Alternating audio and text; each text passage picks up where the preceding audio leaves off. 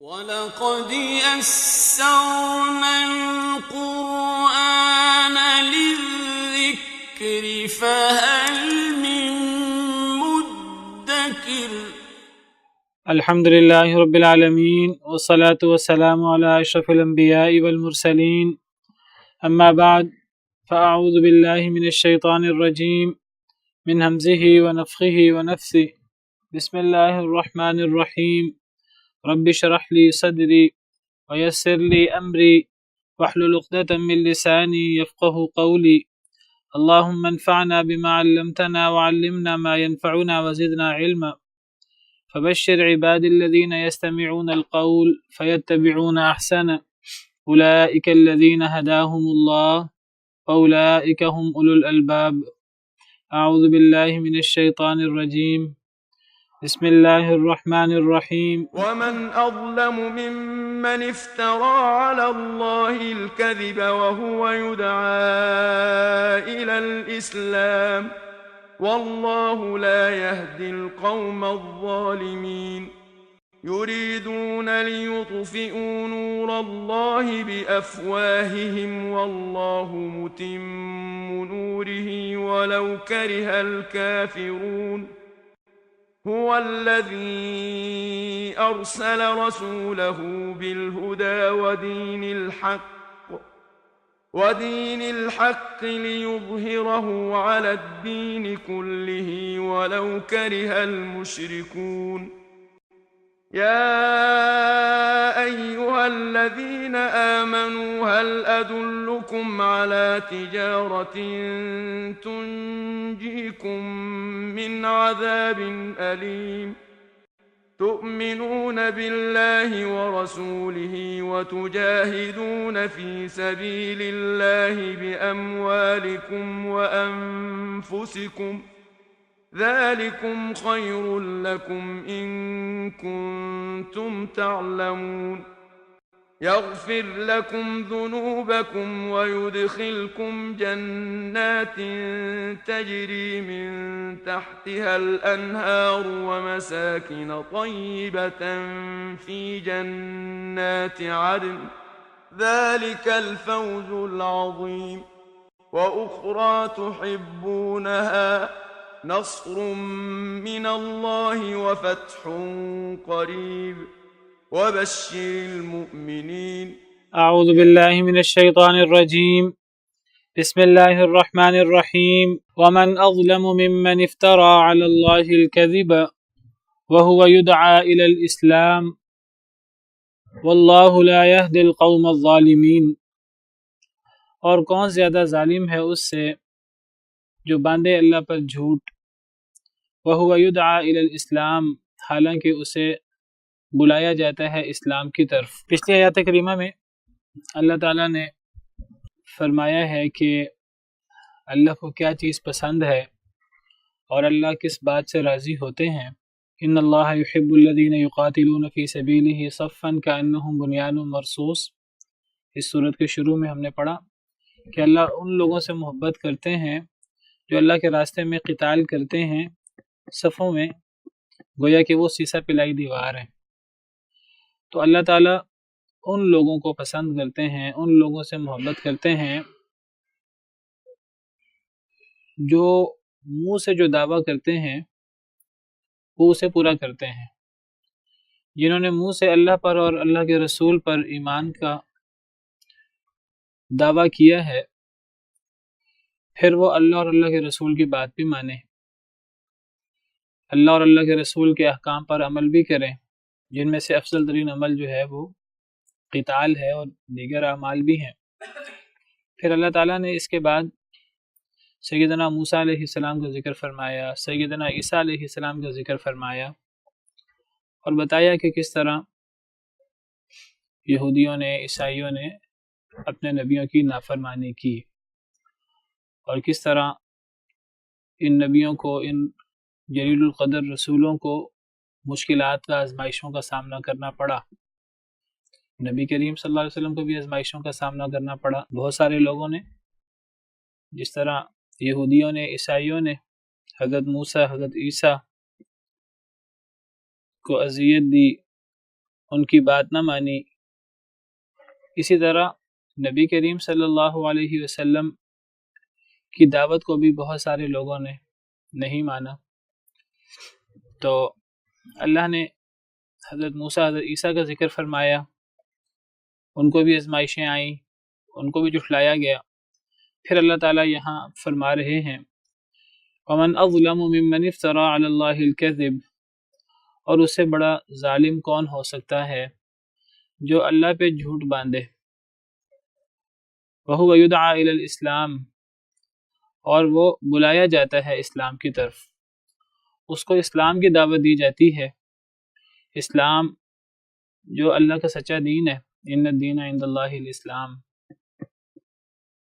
اور جو تمام انبیاء کرام علیہ السلام کا دین ہے، سیدنا آدم علیہ السلام سے لے کر نبی کریم صلی اللہ علیہ وسلم تک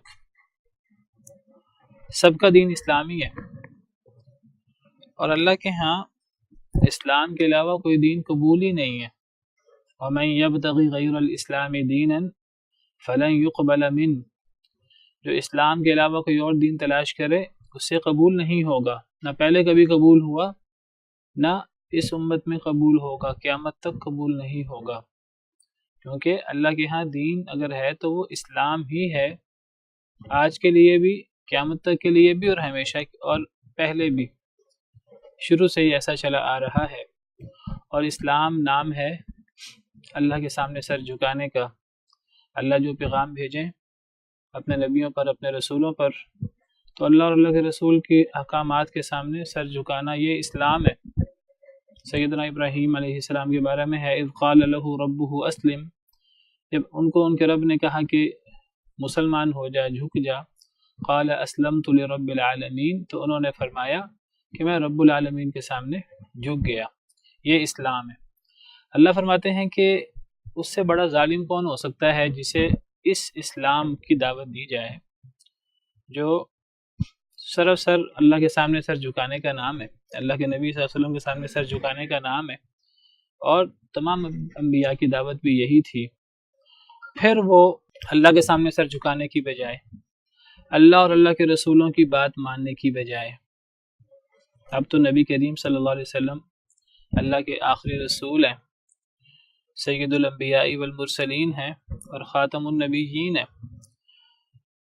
اب جو اللہ اور اللہ کے رسول کی بات ماننے کی بجائے اسے اسلام کی دعوت دی جائے، وہ آگے سے جھوٹ گھڑنا شروع کر دے، آگے سے دین کے نام پر جھوٹی باتیں کرنا شروع کر دے، وہ کہ اصل دین تو یہ نہیں ہے، اصل دین تو یہودیت ہے، اصل دین تو عیسائیت ہے، اصل دین تو حضرت ابراہیم، حضرت عیسیٰ علیہ السلام کو اللہ کا بیٹا ماننا ہے، یہ اصل دین تو رہبانیت ہے، یا جو بھی انہوں نے اپنے جھوٹے سچے عقائد بنا رکھے ہیں، تو ان کو سیدھے سادے دین کی طرف دعوت دی جائے، اسلام کی طرف دعوت دی جائے، تو وہ اسلام کی سیدھی سادی سچی سچی دعوت قبول کرنے کی بجائے وہ ایسی باتیں کرنا شروع کر دے جو سراسر اللہ پر جھوٹ ہے، جس کا دین سے نہ نبی صلی اللہ علیہ وسلم کے دین سے کوئی تعلق ہے، نہ پرانے انبیاء کرام علیہ السلام کے دین سے کوئی تعلق ہے۔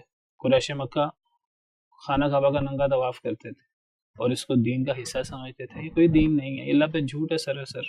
فرشتوں کو اللہ کی بیٹیاں قرار دیتے تھے، عیسائی حضرت عیسیٰ کو اللہ کا بیٹا قرار دیتے تھے، اللہ قرار دیتے تھے، تین میں سے تیسرا قرار دیتے تھے۔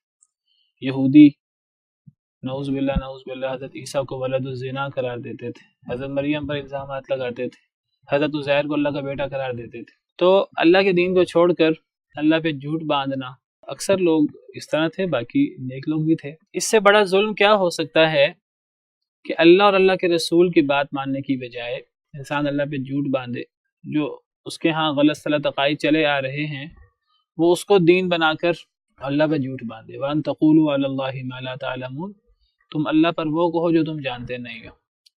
تو اس سے بڑا ظالم کون ہے جو جھوٹ باندھے اللہ پہ جھوٹ، وَهُوَ يُدْعَى إِلَى الْإِسْلَامِ، حالانکہ اسے اسلام کی طرف بلایا جاتا ہے جو سب سے بڑا حق ہے۔ وَاللَّهُ لَا يَهْدِي الْقَوْمَ الظَّالِمِينَ، اور اللہ نہیں ہدایت دیتے ظالم قوم کو۔ اب ایک شخص وہ اسلام چاہتا ہی نہیں ہے، وہ جھوٹ ہی گڑنا چاہتا ہے، وہ جھوٹ پر ہی جمع رہنا چاہتا ہے، جو کچھ اس نے اپنے آباء و اجداد سے سنا، اپنے علماء سو سے سنا، جو کچھ اس کی خواہش نفس میں آتا ہے وہ اسی پر ہی گامزن رہنا چاہتا ہے۔ اب دل تو اللہ کے ہاتھ میں ہے، اللہ ایسے شخص کو پھر ہدایت کیوں دے؟ اللہ ایسے شخص کا دل کیوں کھولے؟ اللہ ایسے شخص کے دل کو اسلام کی طرف کیوں مائل کرے؟ فمن یرید اللہ ان یہدیہ یشرح صدرہ للاسلام، اللہ جسے ہدایت دینا چاہے اللہ اس کے سینے کو اسلام کے لیے کھول دیتے ہیں، لیکن یہ اپنا سینہ اسلام کے لیے کھولنا چاہتا ہی نہیں ہے، یہ جھوٹ پر ہی گامزن رہنا چاہتا ہے اور جھوٹ ہی گڑنا چاہتا ہے اور اللہ پر افتراء ہی کرنا چاہتا ہے۔ تو ایسے ظالم قوم کو اللہ ہدایت نہیں دیتے، اللہ پھر انہیں گمراہ ہی رکھتے ہیں، جس طرح پیچھے ہم نے پڑھا حضرت موسیٰ کے حوالے سے فلما زاغوا ازاغ اللہ قلوبہم، جب وہ ٹیڑے ہو گئے اللہ نے بھی ان کے دلوں کو ٹیڑھا کر دیا۔ پھر اللہ کو کیا ضرورت ہے کہ اللہ تعالیٰ ان کو ہدایت دیں، وہ چاہتے ہی نہیں ہے۔ ایک بندہ جہنم کی طرف جانا چاہتا ہے، اس کو بتا دیا یہ جنت کا رستہ ہے، یہ جہنم کا رستہ ہے، دلائل واضح ہیں جنت کے رستے کے، یہ گمراہی کا رستہ واضح ہے، بتا دیا۔ قد تبین الرشد من الغی، بھلائی گمراہی سے واضح ہو چکی ہے، کوئی جبر نہیں ہے، لا اکراہ فی الدین، کوئی جبر نہیں ہے، کسی کو جبر نہیں کرنا۔ قد تبین الرشد من الغی فمن یکفر بالطاغوت ویؤمن باللہ فقد استمسک بالعروۃ الوثقی، جو اب طاغوت کا انکار کرے گا اللہ پر ایمان لائے گا وہ مضبوط کڑے کو پکڑے گا جو ٹوٹ نہیں سکتا۔ لیکن جو اب طاغوت کا کفر کرنا ہی نہ چاہے، جو اللہ پر ایمان لانا ہی نہ چاہے، تو اللہ اس سے کیسے ہدایت دے؟ واللہ لا یہدی القوم الظالمین، اللہ ظالم قوم کو ہدایت نہیں دیتے۔ تو جس کو اسلام کی دعوت دی جائے، کتاب و سنت کی دعوت دی جائے، وہ کتاب و سنت کو چھوڑ کر اپنی روایت، اپنے ہاں خود ساختہ چیزیں، اپنے علماء سو کی باتیں، اپنے دین کو اگر وہ اپنے سامنے رکھے گا، اللہ پر افتراء ہے، ایسے شخص کو ہدایت نہیں مل سکتی۔ یہ بات صرف پرانے ادیان کے حوالے سے نہیں ہے، یہود و نصارہ کافروں کے بارے میں نہیں ہے۔ اب ہمارے مسلمان کہلانے والے اپنے آپ کو، اللہ اور اللہ کے رسول پر ایمان کا دعویٰ کرنے والے، قرآن و حدیث کو ماننے کا دعویٰ کرنے والے، ان کے سامنے اسلام پیش کیا جاتا ہے۔ اسلام کس چیز کا نام ہے؟ قرآن کا اور سنت کا، اللہ کے حکم کا نام ہے۔ اللہ کے حکم کے سامنے سر جھکا دینا چاہیے، وہ قرآن میں ہو یا نبی کریم صلی اللہ علیہ وسلم کے فرمان میں ہو۔ نبی اپنی طرف سے تو نہیں لاتے تھے، اللہ کا حکم بیان کرتے تھے، تو وہ اس کی طرف توجہ نہ کرے، وہ اپنے ریت روایت کو، جی میں نے اپنے بزرگوں سے یہ سنا ہے، ہمارے ہاں یہ ہوتا ہے، تو یہ ظلم ہے۔ اس سے بڑا ظلم کیا ہو سکتا ہے؟ قرآن کریم میں سورہ آل عمران میں اسی سے ملتی جلتی آیت ہے، اللہ تعالیٰ فرماتے ہیں سورہ آل عمران آیت نمبر 101، وَكَيْفَ تَكْفُرُونَ وَأَنْتُمْ تُتْلَى عَلَيْكُمْ آيَاتُ اللَّهِ وَفِيكُمْ رَسُولُهُ، تم کیسے کفر کر سکتے ہو جب تم پہ اللہ کی آیتیں تلاوت کی جاتی ہیں اور تمہیں اللہ کا رسول موجود ہے۔ اللہ کا رسول بھی موجود ہے جو تمہیں اللہ کی باتیں بتاتا ہے، اور تمہیں اللہ کی آیتیں تلاوت کی جاتی ہیں۔ یہ صحابہ کرام کے دور کی بات ہے، صحابہ کرام میں اللہ کے رسول موجود تھے، آج وہ اللہ کے پاس جا چکے ہیں، ان کا پیغام تو موجود ہے، ان کی احادیث مبارکہ صحیح سند کے ساتھ تو موجود ہیں۔ تم کیسے کفر کر سکتے ہو جب تم میں اللہ کی آیات موجود ہیں اور اللہ کا رسول موجود ہے؟ پھر ایک شخص جو اللہ اور اللہ کے رسول پر ایمان لانے کا دعویٰ کرے، وہ پھر اللہ کی آیتوں کو چھوڑ کر، رسول کو چھوڑ کر جائے گا کہاں؟ پھر کفر کیسے کرے گا؟ یہ کفر کرنا اتنی بعید بات ہے جب اللہ کی کتاب بھی موجود ہو، اللہ کا رسول بھی موجود ہو۔ بہرحال وَمَن يَعْتَصِم بِاللَّهِ، جو اللہ کو مضبوطی سے پکڑے گا اسے سیدھے راستے کی ہدایت ملے گی۔ اب جو اللہ کو پکڑ ہی نہیں چاہتا مضبوطی سے، اللہ کے کڑے کو، مضبوط کڑے کو تھامنا ہی نہیں چاہتا، جو ٹوٹ نہیں سکتا، جس کڑے کو تھام لیا جائے وہ اسے جنت میں لے جائے گا، وہ ٹوٹے گا نہیں کبھی۔ ایک بندہ اسے تھامنا ہی نہیں چاہتا، ایک بندہ اللہ کو مضبوطی سے پکڑنا ہی نہیں چاہتا، جو اللہ کو مضبوطی سے پکڑے گا اسے سیدھے راستے کی ہدایت ملے گی۔ جو اس کتاب و سنت کو نہیں پکڑے گا، اللہ کی رسی کو، جو آپ سمجھے آسمان سے لٹکی ہوئی ہے، حبل اللہ ممدود من السماء، اللہ کی رسی جو آسمان سے لٹکی ہوئی ہے، ایک بندہ اس رسی کو پکڑنا ہی نہیں چاہتا۔ یہ اللہ کی رسی کیا ہے؟ قرآن ہے، قرآن کی تشریح حدیث مبارک ہے۔ ایک بندہ اسے پکڑنا ہی نہیں چاہتا تو پھر وہ گمراہ ہی ہوگا، جو اسے پکڑے گا اسے سیدھے راستے کی ہدایت ملے گی۔ تو اللہ ظالم قوم کو کبھی ہدایت نہیں دیتے۔ یریدون لیطفئوا نور اللہ بافواہہم، وہ چاہتے ہیں کہ بجھا دیں اللہ کے نور کو بافواہہم، اپنے منہ کے ساتھ، واللہ متم نورہ، اور اللہ تو پورا کرنے والا ہے اپنے نور کو، ولو کرہ الکافرون، اگرچہ کافر ناپسند ہی کیوں نہ کرے۔ اب یہ کافر لوگ جن کو اسلام کی طرف بلایا جاتا ہے وہ اسلام قبول نہیں کرتے، انہیں اللہ کی طرف، اللہ کے سامنے سر جھکانے کی طرف بلایا جاتا ہے، وہ اس بات کو قبول نہیں کرتے، وہ اپنے باطل عقائد پر، باطل ادیان پر وہ جمے ہوئے ہیں۔ ایسے لوگوں کو اللہ ہدایت نہیں دیتے۔ اب صرف یہی نہیں کہ وہ اللہ کے دین سے باز رہتے ہیں خود، اب وہ کیا کرتے ہیں، اب وہ اللہ کے دین کو بھی مٹانے کی کوشش کرتے ہیں، اب وہ لوگوں کو بھی اللہ کے دین سے دور رکھنے کی کوشش کرتے ہیں، وہ اللہ کے دین کو، اللہ کے نور کو بجھانا چاہتے ہیں، مٹانا چاہتے ہیں۔ یریدون، وہ چاہتے ہیں، لیطفئوا، کہ وہ بجھا دیں، طفا حمزہ آگ بجھانے کو کہتے ہیں، وہ اللہ کے نور کو بجھانا چاہتے ہیں اپنے منہ سے۔ اللہ کے نور سے مراد دین ہے، دین اسلام۔ اللہ نے مثال یہ دی ہے کہ یہ لوگ اللہ کے نور کو اپنے منہ سے بجھانا چاہتے ہیں، یعنی گویا کہ اس کی مثال ایسے جیسے سورج، کتنا چمکتا ہوا سورج ہے، کتنی اس کی تیز اور دھمکتی ہوئی روشنی ہے، یا چاند، اس کی کتنی روشنی ہے جو پورے جہاں کو روشن کر دیتا ہے، سورج اور چاند۔ کوئی شخص جو ہے وہ سورج اور چاند کی روشنی کو بجھانا چاہے اپنے منہ سے، یہاں منہ سے بجھانے کی بات ہے جیسے کوئی بندہ پھونک مار کر اتنی بڑی روشنی کو بجھانا چاہے، اتنی بڑی جو آگ ہے جو اللہ نے جلائی ہوئی ہے، جو روشن کر رہی ہے ہر چیز کو، ایک بندہ اتنے بڑے نور کو جس نے پوری دنیا کو روشن کر دیا ہے اپنے منہ کی پھونک سے بجھانا چاہے تو بجھا تو نہیں سکتا۔ تو اللہ نے مثال پیش کی، یہ گویا کہ اللہ کے نور کو منہ کی پھونک سے بجھانا چاہتے ہیں۔ مطلب یہ کہ اس کا مطلب یہ نہیں کہ کافر کوشش نہیں کرتے، کافر بہت بڑی بڑی کوشش کرتے ہیں۔ قرآن کریم میں کئی آیات میں اللہ نے واضح کیا، وہ بعض دفعہ تو اتنی بڑی چال چلتے ہیں اسلام کے خلاف، مسلمانوں کے خلاف، اتنی بڑی بڑی سازشیں کرتے ہیں کہ پہاڑ ان سازشوں سے ادھر سے ادھر ہو سکتا ہے۔ وَإِن كَانَ مَكْرُهُمْ لِتَزُولَ مِنْهُ الْجِبَالُ، اگرچہ ان کا مکر پہاڑ کو یہاں سے وہاں زائل کر دے۔ کئی لوگ اتنے بڑی بڑی چالیں چلتے ہیں اسلام کے خلاف، لیکن جتنی بڑی چال ہوگی وہ اللہ کے دین کے خلاف ہے نا، اور اللہ نے اپنے دین کو باقی رکھنا ہی رکھنا ہے، قائم رکھنا ہی رکھنا ہے۔ تو جب اللہ نے اپنے دین کو قائم رکھنا ہی رکھنا ہے، اب وہ بڑی سے بڑی چال بھی چل لیں، اللہ فرماتے ہیں اس کی حیثیت منہ کی پھونک سے زیادہ نہیں ہے۔ جیسے ایک بہت بڑے الاؤ کے سامنے، سورج کی روشنی کے سامنے، چاند کی روشنی کے سامنے کوئی شخص پھونک سے سورج کی روشنی کو، سورج کو بجھانا چاہے، چاند کی روشنی کو ختم کرنا چاہے، وہ کر نہیں سکتا۔ بالکل یہ حیثیت کافروں کی سازشوں کی ہے، کافروں کی چالوں کی ہے۔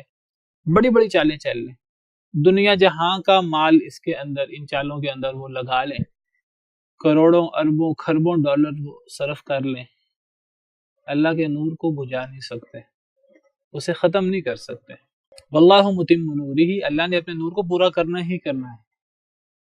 یہ دین اللہ نے بھیجا ہے، اس دین کی اللہ نے حفاظت کرنی ہے۔ یہ قرآن کریم کو جلا لیں، اللہ معاف کرے۔ یہ نبی کریم صلی اللہ علیہ وسلم کے بارے میں کارٹون اور یہ جو سارا کر رہے ہیں، کسی طرح نبی صلی اللہ علیہ وسلم کی دعوت کو ختم کر دیں، کسی طرح نبی صلی اللہ علیہ وسلم کی محبت کو ختم کر دیں مسلمانوں کے دلوں سے، اور کسی طرح یہ اسلام مٹ جائے۔ یہ اسلام مٹ نہیں سکتا، اس کا مٹنا ممکن نہیں ہے، ولو کرہ الکافرون، اگرچہ کافر اس کو ناپسند ہی کیوں نہ کریں۔ هو الذی ارسل رسولہ بالہدی، وہ ذات ہے جس نے بھیجا اپنے رسول کو، نبی کریم صلی اللہ علیہ وسلم کو، بالہدی، ہدایت کے ساتھ، ودین الحق، اور دین حق کے ساتھ، لیظہرہ علی الدین کلہ، تاکہ وہ غالب کر دے اس کو تمام ادیان پر۔ اللہ وہ ذات ہے جنہوں نے اپنے رسول کو ہدایت کے ساتھ بھیجا، اور دین حق کے ساتھ۔ امام ابن کثیر فرماتے ہیں ہدایت سے مراد یہاں اللہ کی طرف سے جو آنے والی خبریں ہیں، جو اللہ کی طرف سے آنے والی وحی ہے، اللہ نے بتایا کہ میں اس چیز سے خوش ہوتا ہوں، اللہ کے احکامات، اللہ کی طرف سے منع کردہ چیزیں، اللہ کی طرف سے جنت جہنم کی خبریں، اچھی چیز کیا ہے، بری چیز کیا ہے۔ فرماتے ہیں ہدایت سے مراد اللہ کی طرف سے آنے والی اخبار ہے جو قرآن کی صورت میں، حدیث مبارکہ کی صورت میں ہمارے سامنے ہے، یا ہدایت سے مراد ایمان ہے، ایمان صحیح، اور دین حق سے مراد عمل ہے، عمل صالح۔ اللہ نے اپنے رسول کو ہدایت اور دین حق کے ساتھ بھیجا۔ بہرحال ہدایت اور دین حق سے مراد پورا دین ہے کتاب و سنت کی صورت میں۔ تو اللہ تعالیٰ نے اپنے رسول کو ہدایت اور دین حق کے ساتھ بھیجا، لِيُظْهِرَهُ عَلَى الدِّينِ كُلِّهِ، تاکہ وہ غالب کر دے اس کو، اللہ کے رسول اس کو غالب کر دے، علی الدین کلی، تمام ادیان پر، وَلَوْ كَرِهَ الْمُشْرِكُونَ، اگرچہ مشرک ناپسند ہی کیوں نہ کریں۔ تو اللہ نے رسول کو بھیجا ہی اس لیے ہے کہ یہ جو دین اسلام ہے یہ غالب آ جائے تمام ادیان پہ۔ اب دین اسلام کو غالب آنے سے کوئی روک نہیں سکتا، یہ دلائل کے اعتبار سے بھی ہمیشہ غالب رہے گا، کبھی دلیل کے حوالے سے شکست نہیں کھاتا ہے اسلام، اسلام کو کبھی شکست نہیں ہوتی۔ ہاں، جو بندہ اسلام کا نمائندہ بن کر دلیل پیش کرتا ہے اس کا ہی علم ناقص ہو تو ایک الگ بات ہے، اسے ہی جواب نہ آئے، اس کا ہی علم ناقص ہو تو ایک الگ بات ہے۔ اسلام میں سارے دلائل موجود ہیں اور اسلام کے دلائل کا کبھی مقابلہ کیا ہی نہیں جا سکتا، کبھی باطل اسلام کے سامنے ٹھہر ہی نہیں سکتا، اسلام کے دلائل کے سامنے۔ اسلام دلائل کے اعتبار سے بھی ہمیشہ غالب رہتا ہے، اور یہ بات صرف دلیل کی حد تک نہیں ہے، یہ بات دلیل سے آگے بڑھ کر عملی طور پر بھی ہے۔ اسلام عملی طور پر بھی غالب آ کر رہے گا تمام ادیان پر، اور یہ اللہ کا وعدہ ہے، جاء الحق وزهق الباطل ان الباطل كان زهوقا، حق آ گیا اور باطل چلا گیا، اور باطل کا کام بھی جانا ہے۔ نبی کریم صلی اللہ علیہ وسلم نے فتح مکہ کے موقع پر یہ آیات پڑھی، اور یہ کوئی ایک واقعہ کی بات نہیں ہے، یہ کوئی ایک دفعہ کی بات نہیں ہے، یہ اللہ کا ایک اصول ہے، یہ اللہ تعالیٰ کی ایک سنت مبارکہ ہے، اور ایسا ہوا بھی، اسلام غالب رہا لمبا عرصہ۔ باقی اگر کبھی ہم دیکھتے ہیں کہ اسلام یا مسلمان کمزور ہیں تو اس کی وجہ مسلمانوں کی ایمانی کمزوری ہے، ورنہ اگر مسلمان اللہ کے دین کی طرف پلٹ آئیں، قرآن کریم کو تھام لیں، تو مسلمان کبھی مغلوب ہو ہی نہیں سکتے۔ اکثر آپ کے سامنے میں وہ آیات پیش کرتا ہوں جو ہمیں حوصلہ دیتی ہیں اور ہمیں وعدے دیتی ہیں، اور اللہ کی یہ آیات اور اللہ کے یہ وعدے 100% سچے ہیں، اللہ سے بڑھ کر کسی کی بات سچی نہیں ہو سکتی۔ تو قرآن کریم میں تو اللہ کے وعدے ہیں کہ ہمیشہ دین اسلام غالب رہے گا، دین اسلام مغلوب نہیں ہوگا۔ باقی اگر مسلمان دین اسلام پر عمل ہی نہ کریں تو مسلمان دنیا میں ذلیل ہوں گے، اور مسلمان دنیا کے اندر ذلیل ہو بھی رہے ہیں، اور اللہ تعالیٰ بھی آزمائش کرنا چاہتے ہیں۔ کفر جو ہے وہ اس کے پاس دنیاوی مال ہے، دنیاوی عہدے ہیں، ظاہری شان و شوکت ہے، تو اب مسلمان اللہ کے وعدوں پر ایمان رکھتے ہیں کہ مسلمان اب جو ہے وہ کفر کی شان و شوکت، مال و دولت کی شان و شوکت کے پیچھے پڑ جاتے ہیں، اور اللہ نے جو جنت کا وعدہ کر رکھا ہے، دنیا کے اندر فتح کا وعدہ کر رکھا ہے، مسلمان اسے بھول بھلا کر کیا دنیا کے پیچھے تو نہیں لگ جاتے۔ آزمائش بھی ہے، اور جو بندہ اسلام پر عمل کرے تو آخر کار مسلمان غالب بھی ہوتے ہیں، دلائل کے ذریعے بھی غالب ہوتے ہیں، اور عملاً بھی غالب ہوتے ہیں، یہ اللہ کا وعدہ ہے۔ باقی آزمائش ہوتی ہے، یہ ضروری نہیں ہے کہ اسلام ہر وقت، ہر لمحہ، ہر آن غالب رہے۔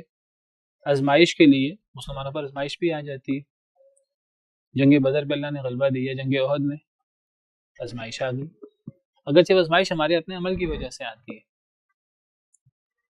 صحابہ کرام نے پوچھا کہ ہمیں نقصان کیوں ہوا ہے؟ اللہ نے فرمایا قل هو من عند انفسکم، تمہارے اپنے اعمال کی وجہ سے تم سے غلطی ہوئی تو تمہیں نقصان ہوا۔ تو قرآن کریم میں اللہ کے وعدے موجود ہیں، کتب اللہ لاغلبن انا ورسولی، اللہ نے یہ بات لکھ دی کہ میں اور میرا رسول غالب آئیں گے۔ انا لننصر رسولنا والذین آمنوا فی الحیات الدنیا، ہم اپنے رسولوں کی مدد کرتے ہیں اور ایمان والوں کی بھی دنیا کی زندگی میں، وَيَوْمَ يَقُومُ الْأَشْهَادُ، اور جس دن گواہیاں قائم ہوں گی یعنی قیامت کے دن۔ وَلَقَدْ كَتَبْنَا فِي الزَّبُورِ مِن بَعْدِ الذِّكْرِ أَنَّ الْأَرْضَ يَرِثُهَا عِبَادِيَ الصَّالِحُونَ، ہم نے زبور میں نصیحت کے بعد لکھ دیا کہ اس زمین کے وارث میرے نیک بندے ہوں گے۔ وعد اللہ الذین آمنوا منکم وعملوا الصالحات لیستخلفنہم فی الارض کما استخلف الذین من قبلہم، اللہ نے ایمان والوں سے، نیک عمل کرنے والوں سے وعدہ کیا ہے کہ اللہ انہیں ضرور بضرور زمین میں خلافت عطا کریں گے، جس طرح اللہ نے ان سے پہلے لوگوں کو خلافت عطا کی۔ ہم سے پہلے اللہ تعالیٰ نے صحابہ کو، تابعین کو، تبع تابعین کو، بنی امیہ، بنو عباس، مسلمانوں کا ایک سنہری دور ہے اندلس کا، اللہ نے فتح عطا کی۔ اللہ تعالیٰ ہمیں بھی فتح عطا کریں گے، لیکن یہ کس کو فتح ہوگی؟ ایمان والوں کو اور نیک عمل کرنے والوں کو۔ وَتُوبُوا إِلَى اللَّهِ جَمِيعًا أَيُّهَا الْمُؤْمِنُونَ لَعَلَّكُمْ تُفْلِحُونَ، سب اللہ کی طرف توبہ کرو، اللہ کی طرف رجوع کرو تاکہ تم کامیاب ہو جاؤ۔ وَأَنْتُمُ الْأَعْلَوْنَ إِن كُنتُم مُؤْمِنِينَ، تم ہی غالب ہوگے اگر تم مومن ہو۔ یہ سارے اللہ کے وعدے ہیں، اور اتنی آیتیں ہیں کہ ان سب آیتوں کو جمع کرنا کئی دفعہ مشکل ہوتا ہے، سب کو بیان کرنا مشکل ہوتا ہے، اور یہ آیت کتنی واضح آیت ہے اپنے مفہوم میں۔ اللہ نے اپنے رسول کو ہدایت اور دین حق کے ساتھ بھیجا تاکہ وہ اسے تمام ادیان پر غالب کر دے، اگرچہ مشرک ناپسند کریں، اگرچہ کافر ناپسند کریں، اللہ کے نور کو بجھانے کی کوشش کریں، اللہ کے نور کو بجھا نہیں سکتے۔ اللہ کے نور کو بجھانے کی ہر کوشش، وہ کتنی ہی بڑی کیوں نہ ہو، وہ اللہ کے دین کو بجھانے کے لیے ایسے ہی ہے جیسے کوئی ایک سورج کے سامنے، چاند کے سامنے کوئی شخص منہ کی پھونک مارے اور کہ میری منہ کی پھونک سے یہ روشنی ختم ہو جائے، وہ روشنی ختم نہیں ہو سکتی۔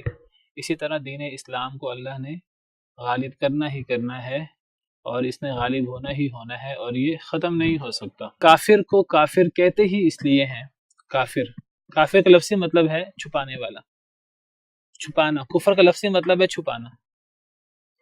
آپ کو پتہ ہے کہ کسان کو بھی کافر کہتے ہیں۔ کسان کو کافر کیوں کہتے ہیں؟ کیونکہ وہ دانے کو، بیج کو زمین میں چھپاتا ہے۔ قرآن کریم میں ہے کمثل غیث اعجب الکفار نباتہ، دنیا کی مثال بارش کی طرح ہے، اعجب الکفار نباتہ، کہ جب بارش ہوتی ہے تو اس بارش کے بعد جو نباتات ہوتی ہیں زمین میں، تو کسانوں کو یہ چیز بڑی اچھی لگتی ہے۔ تو اعجب الکفار نباتہ، یہاں کفار کافر کی جمع ہے، اور کافر سے مراد کسان ہے۔ کسانوں کو بارش کے بعد ہونے والی نباتات اچھی لگتی ہے۔ رات کو عربی زبان میں، عربی شعروں میں کافر کہا جاتا ہے، کیونکہ رات کو بھی کافر کہا جاتا ہے، کیونکہ رات جو ہے وہ ساری روشنی کو اور یہ چھپا لیتی ہے۔ تو کافر کو کافر کہا جاتا ہے کیونکہ کافر حق کو چھپانے کی کوشش کرتا ہے، حق کو مٹانے کی کوشش کرتا ہے، حق کو دبانے کی کوشش کرتا ہے۔ یا آپ دوسرے لفظوں میں کہیں کہ اللہ نے جو ہم پر احسانات کیے ہیں، اس کا فرض بنتا ہے کہ وہ ان احسانات کے جواب میں اللہ کا شکر کرے، اللہ کی بندگی کرے، اور اللہ کے شکر کو چھپا لیتا ہے، اللہ کی بندگی کو چھپا لیتا ہے، یا وہ حق کو چھپانے کی کوشش کرتا ہے۔ امام ابن کثیر کہتے ہیں کہ اسی معنی میں کافر کو بھی کافر کہا جاتا ہے، کیونکہ وہ اللہ کے دین کو چھپانے کی کوشش کرتا ہے، لیکن وہ چھپا نہیں سکتا، وہ کبھی بھی اللہ کے دین کو جو ہے وہ کافر چھپا نہیں سکتا۔ حدیث مبارکہ میں آتا ہے، نبی کریم صلی اللہ علیہ وسلم کا ارشاد ہے، صحیح مسلم کی حدیث ہے، نبی صلی اللہ علیہ وسلم نے فرمایا ان اللہ زوالی الارض، اللہ نے میرے لیے زمین کو لپیٹ دیا، فرأیت مشارقها ومغاربها، میں نے زمین کی مشرقیں بھی دیکھی، مغربیں بھی دیکھی، ساری زمین میرے سامنے آ گئی۔ اللہ جو چاہے کسی کو دکھا دے، اللہ کے لیے تو کوئی مشکل نہیں ہے۔ آج میرے لیے پوری دنیا لپیٹ کر میرے سامنے رکھ دی گئی، زمین کی مشرقیں ہوں، مغربیں ہوں، ہر حصہ میرے سامنے آ گیا۔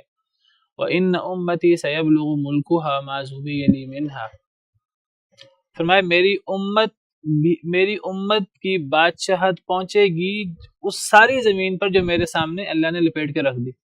میں نے زمین کی مشرقیں بھی دیکھ لی، مغربیں بھی دیکھ لی، ہر حصہ دیکھ لیا، اللہ نے مجھے دکھا دیا۔ میں نے جو دیکھا، اللہ نے میرے لیے جو زمین کو لپیٹا، میری امت کی بادشاہت وہاں پہنچے گی۔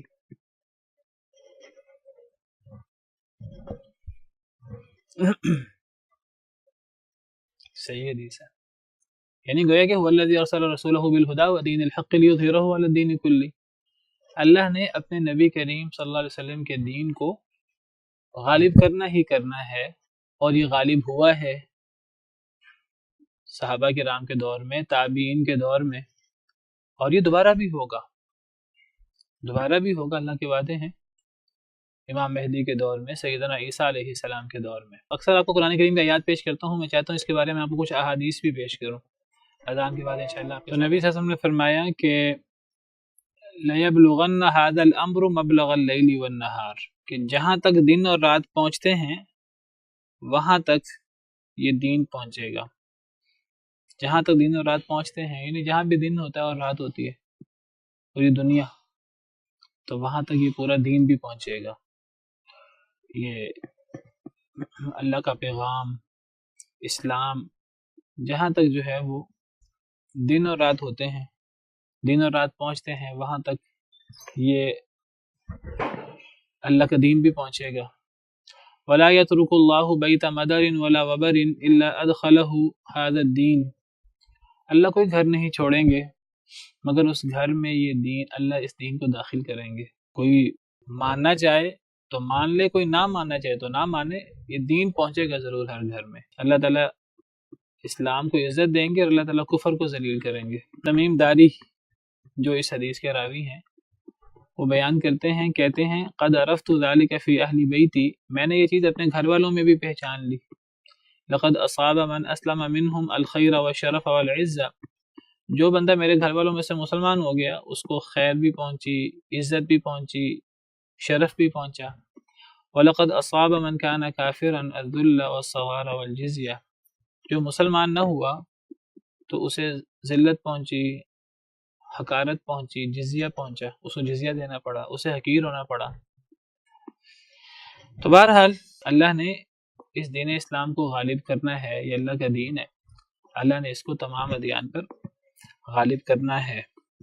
یہ پہلے ہوا بھی ہے، یہ تو اس دور کے وعدے ہیں جب ابھی اسلام جو ہے پوری طرح پوری دنیا پہ پھیلا نہیں تھا۔ اللہ نے پہلے وعدے کر دیے تھے کہ یہ اسلام پھیل جائے گا، اور اب تو اسلام پھیل بھی چکا پوری دنیا میں، اور اب اس وقت مسلمان ذلت میں ہیں اپنے اعمال کی وجہ سے، لیکن یہ دوبارہ بھی پھیلے گا اسلام، اور پوری دنیا میں جو ہے وہ اسلام کا غلبہ ہوگا۔ حضرت عیسیٰ کے دور میں، امام مہدی کے دور میں، اسی طرح احادیث میں آتا ہے کہ مسلمان جو ہیں وہ کیسر و کسریٰ کے خزانوں کے مالک بنیں گے، یہ حدیث ہیں اس بارے میں، یہ بھی ہو چکا ہے۔ یعنی نبی صلی اللہ علیہ وسلم کے دور کے جو پیش گوئیاں تھیں میں وہ بیان کر رہا ہوں۔ ہاں جی، تو جو دیکھیے وَالَّذِي أَرْسَلَ رَسُولَهُ بِالْهُدَىٰ وَدِينِ الْحَقِّ لِيُظْهِرَهُ عَلَى الدِّينِ كُلِّهِ، اس پر عمل درآمد ہو بھی چکا ہے اور ابھی ہوگا بھی، عمل درآمد اس پہ ہو بھی چکا ہے۔ یہ پیش گوئی جو قرآن کریم میں ہے اور احادیث مبارکہ میں ہے یہ پوری ہو بھی چکی ہے اور ابھی ہوگی بھی دوبارہ۔ حقانیت بھی غالب ہے، اور تمام دیکھیں جب اسلام پوری دنیا میں پھیل گیا تو تمام ادیان پہ غالب آ گیا، اور دوبارہ بھی پھیلے گا اسلام پوری دنیا میں دوبارہ بھی پھیلے گا، اور پھیل بھی چکا ہے ایک مرتبہ۔ نبی صلی اللہ علیہ وسلم کے دور کے بعد اسلام پھیل چکے ہیں پوری دنیا میں، اور مسلمان جو ہے پوری دنیا میں غالب آ چکے ہیں۔ یعنی پوری دنیا کو آپ اس معنی میں سمجھیے کہ اسلام کی عزت تھی اور لوگ مسلمانوں جیسا بننا چاہتے تھے، اور لوگ تعلیم حاصل کرنے کے لیے مسلمانوں کے علاقوں میں آتے تھے، مسلمانوں کے جامعات میں داخلہ لیتے تھے، جس طرح آج سب لوگ یورپ جانا چاہتے ہیں، امریکہ جانا چاہتے ہیں۔ ایک وقت تھا کہ جب سب مسلمانوں کے ملکوں میں آتے تھے، اور تب اسلام آپ سمجھیے غالب تھا۔ اصل میں یہ مطلب نہیں پوری دنیا مسلمان ہو جائے گی، مطلب ایک پوری دنیا کے اندر اسلام کا غلبہ ہوگا، اور اسلام ایک عزت اور شرف کی بنیاد ہوگا، اور لوگ جو ہے وہ چڑھتے سورج کی پوجا لوگ کرتے ہیں، کوئی بندہ مانے یا نہ مانے، ہر گھر میں اسلام کا پیغام ضرور داخل ہوگا، ابھی بھی ہو رہا ہے۔ تو یہ دلیل کے ساتھ بھی ہے اور یہ دلیل کے علاوہ بھی ہے۔ ہم یہ کہنا کہ صرف دلیل کے ساتھ ہے، یہ بات صرف دلیل کے ساتھ نہیں ہے، دلیل کے علاوہ عملی طور پر بھی اسلام جو ہے وہ پوری دنیا پہ جو ہے اس نے غالب آنا بھی ہے، اور وہ آ بھی چکا ہے، آپ سمجھیے۔ نبی صلی اللہ علیہ وسلم نے فرمایا، ایک دفعہ آپ کی حضرت عدی بن حاتم سے بات ہو رہی تھی، حاتم تائی کا جو بیٹا عدی تھا، بعد میں مسلمان ہو گئے تھے، وہ عیسائی تھے، تو وہ نبی کریم صلی اللہ علیہ وسلم کے پاس آئے تھے، تو آپ نے ان سے فرمایا مسلمان ہو جاؤ، اور آپ نے پھر ان کو اسلام کے غلبے کی بات بتائی، پیشین گوئیاں بتائیں، وہ بڑا حیران ہوئے۔ آپ نے فرمایا کہ تمہارے سامنے کیسر و کسریٰ کے خزانے جو ہیں وہ تمہارے سامنے کھل جائیں گے، اور مسلمانوں کا غلبہ کیسر و کسریٰ پر ہو جائے گا، اور پھر آپ نے یہ بھی فرمایا تھا عدی بن حاتم کو، آپ نے فرمایا تھا کہ فوالذی نفسی بیدہ لیتمن اللہ ھذا الامر، اس ذات کی قسم جس کے ہاتھ میں میری جان ہے، اللہ تعالیٰ اس کام کو ضرور پورا کرے گا، یعنی اسلام کو اللہ ضرور غالب کرے گا۔ حتی تخرج الضعینۃ من الحیرہ، ایک بوڑھی عورت جو ہے وہ ہیرا سے نکلے گی، حتی تطوف بالبیت، بیت اللہ کا طواف کرے گی، فی غیر جوار احد، اس کو کسی کی پناہ لینے کی ضرورت نہیں ہوگی، یہ تفصیل موجود نہیں ہے، کسی کی پناہ میں نہیں ہوگی۔ پرانے زمانے میں کیا ہوتا تھا کہ مسلمانوں کو مکہ جانا آسان نہیں تھا، اگر مسلمانوں کو مکہ جانا ہوتا تھا تو مکہ مکرمہ میں کفار ہوتے تھے، تو مسلمانوں کو مکہ جانا ہوتا تھا تو کسی کی پناہ لینی پڑتی تھی، کسی کی پناہ لیتے تو مکہ میں داخل ہوتے، ورنہ داخل نہیں ہو سکتے تھے۔ آپ نے فرمایا کہ ایک عورت ہیرا سے چلے گی، بیت اللہ کا طواف کرے گی اور کسی کی پناہ میں نہیں ہوگی، دور کا شہر ہے، یعنی بہرحال اسلام کی عظمت کی بات ہے۔ فرمایا ولا تفتحن کنوز کسریٰ بن ہرمز، کسریٰ بن ہرمز کے جو خزانے ہیں وہ فتح ہو جائیں گے۔ عدی بن حاتم کہتے ہیں میں نے کہا کسریٰ بن ہرمز کے خزانے، یہ تو یعنی ان کو بڑا عجیب نظر آیا کہ کسریٰ تو بہت بڑا بادشاہ ہے فارس کا، تو کسریٰ کے خزانے جو ہیں وہ کسریٰ مغلوب ہو جائے گا اسلام کے سامنے۔ انہوں نے حیرت کا اظہار کیا تو نبی صلی اللہ علیہ وسلم نے فرمایا نعم کسریٰ بن ہرمز، کسریٰ بن ہرمز کے خزانے جو ہیں یہ مسلمانوں کے ہاتھ میں آ جائیں گے۔ اور پھر آپ نے فرمایا ولا یبذلن المال، اتنا مال ہو جائے گا اور اتنا مال خرچ کیا جائے گا حتی لا یقبلہ احد، حتیٰ کہ اس مال کو کوئی قبول ہی نہیں کرے گا، اتنا مال ہو جائے گا، اتنی فراوانی ہو جائے گی۔ تو بہرحال اسلام کے غلبے کا جو اللہ نے وعدہ کیا ہے، یہ وعدہ جو ہے وہ پورا ہوا بھی ہے اور پورا ہوگا بھی۔ فرمایا یا ایھا الذین آمنوا هل ادلکم علی تجارۃ تنجیکم من عذاب علیم، اے وہ لوگوں جو ایمان لائے ہو، کیا میں تمہیں خبر دوں ایک ایسی تجارت کی تنجیکم من عذاب علیم، جو تمہیں نجات دے دے دردناک عذاب سے۔ اصل میں جیسے ہم نے پیچھے پڑھا کہ بعض صحابہ کرام نے سوال کیا کہ وہ کون سا عمل ہے جو اللہ کو سب سے زیادہ پسند ہے، تو اللہ تعالیٰ نے سورہ صف اتار دی اور سورہ صف کی آیات، پچھلی آیات بھی ان اللہ یحب الذین یقاتلون فی سبیلہ صفا کانہم بنیان مرصوص، اور یہ آیات بھی کہ اللہ کو سب سے بڑا عمل جو پسند ہے، عظیم اعمال میں سے عمل ہے جہاد، تو اسی جہاد کی طرف، قتال کی طرف اشارہ ہے۔ اور اللہ نے اس انداز سے بات کی ہے، دنیا میں لوگ جس انداز سے سوچتے ہیں، دنیا کے اندر تجارت، لوگ سمجھتے ہیں کہ تجارت کریں گے تو اس سے مال کی فراوانی ہوگی، نعمتوں کی فراوانی ہوگی، تو اللہ نے فرمایا یہ بھی تجارت ہے، یہ بہت بڑی تجارت ہے۔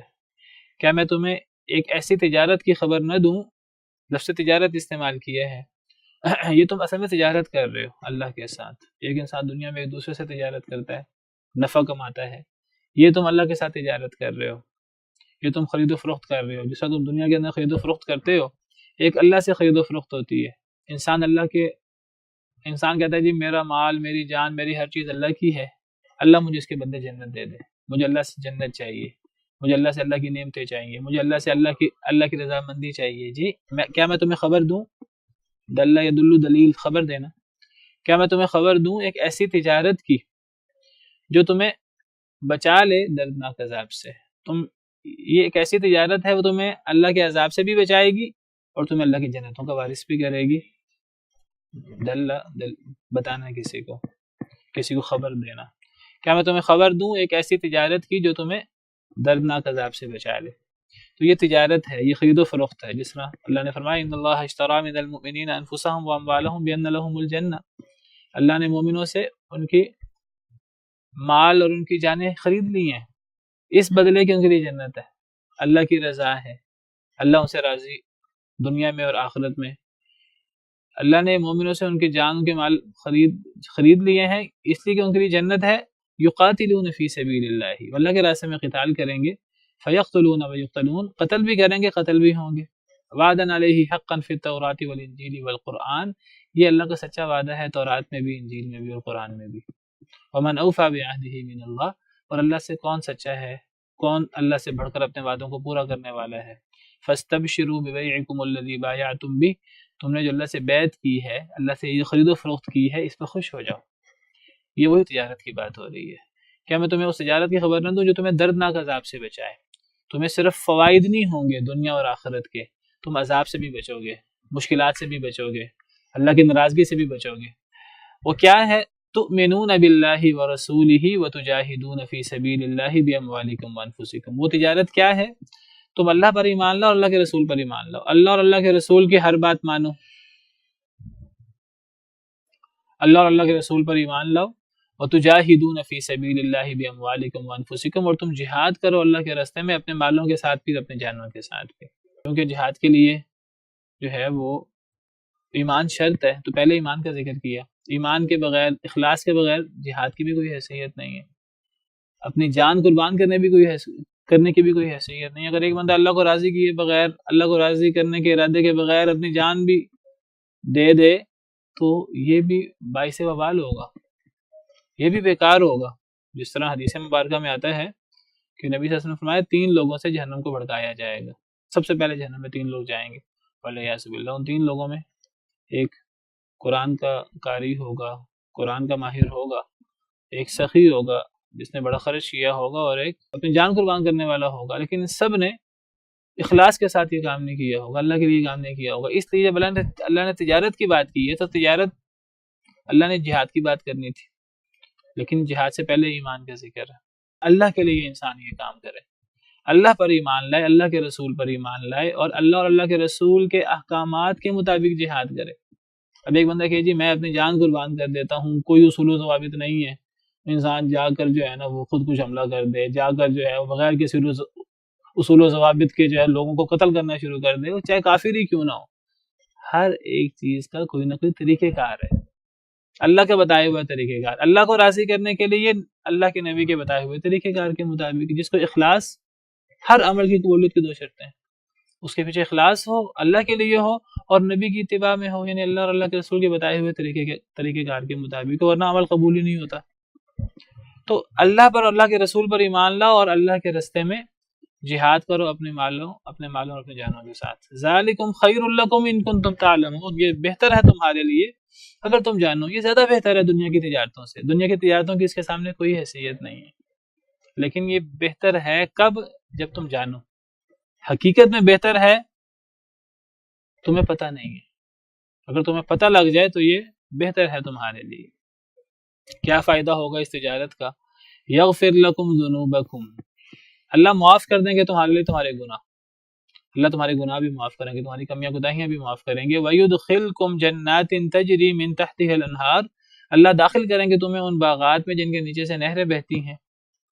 وَمَسَاكِنَ طَيِّبَةً، اور پاکیزہ گھر ہوں گے، فی جنات عدن، ہمیشگی کے باغات میں۔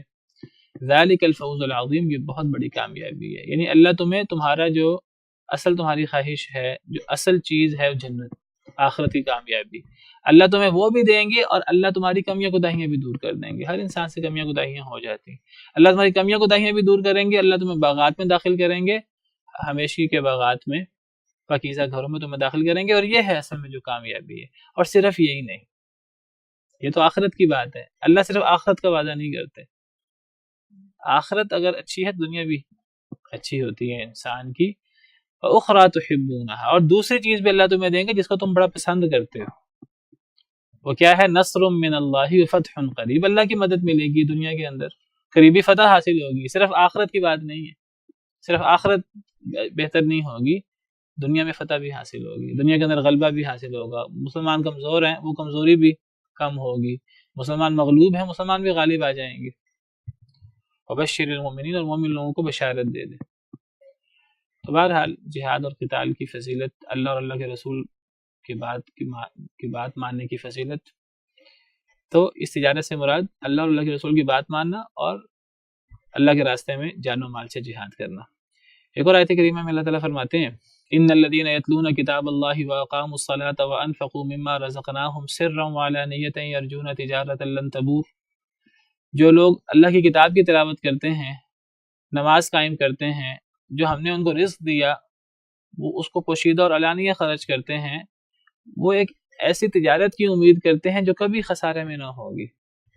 تو اللہ اور اللہ کے رسول کے احکامات ماننا، خاص طور پہ جہاد بالمال و بالانفس، یہ سب سے بڑی تجارت ہے۔ دنیا کی تجارت کے ہم پیچھے پڑتے ہیں. اصل تجارت اللہ اور اللہ کے رسول کے احکامات پر عمل کرنا اور جہاد کرنا.